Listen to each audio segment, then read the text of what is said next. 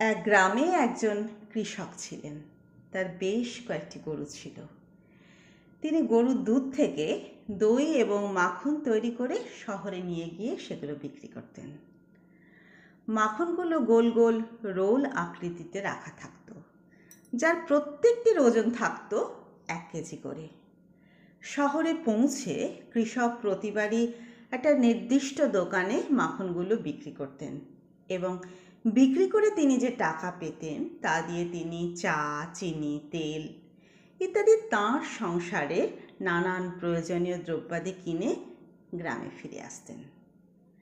এমনই একটা দিন কৃষক মাখন দিয়ে চলে যাওয়ার পরে দোকানদার মাখনের রোলগুলো একটা একটা করে ফ্রিজে তুলে রাখছিলেন। হঠাৎ তাঁর কি যে হলো, ভাবলেন মাখনের ওজন সঠিক আছে কি না আজ একবার পরীক্ষা করে দেখা যাক। মাখনের রোলগুলো ওজন করতেই উনি দেখলেন মাখনের ওজন আসলে 1 কেজি নয়। প্রতিটা মাখনের রোলে আছে 900 গ্রাম করে। পরের সপ্তাহে আবার সেই কৃষক যেই না দোকানে মাখন বিক্রি করতে এলেন, দোকানের সামনে পৌঁছানোর সঙ্গে সঙ্গে দোকানদার কৃষকের উদ্দেশ্যে চিৎকার করে বলতে লাগলেন, বেরিয়ে যাও তুমি আমার দোকান থেকে, আমার দোকানে তুমি আর কোনোদিন পা রাখবে না।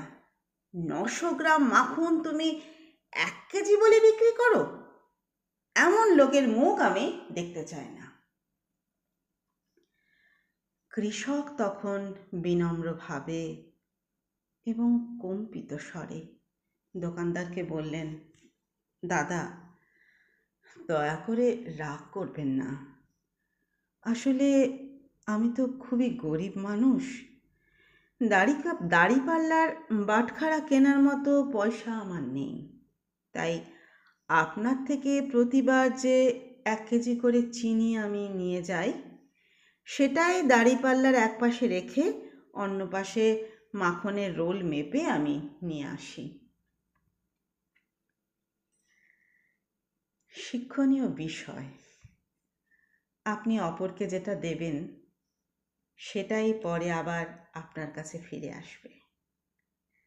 তা সেটা সম্মান হোক বা ঘৃণা।